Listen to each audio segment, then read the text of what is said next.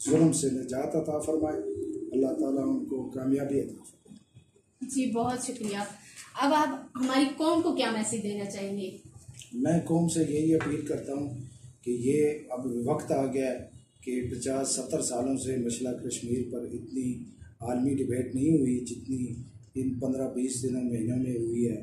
میں قوم سے بھی یہ اپیل کرتا ہوں کہ آپ بھی نکلیں تاکہ عالمی میڈیا اور اقوام متحدہ اور سلامتی کونسل تک آپ کی آواز پہنچے کہ واقعی کشمیر میں ظلم ہو رہا ہے اور زیادتی ہو رہی ہے۔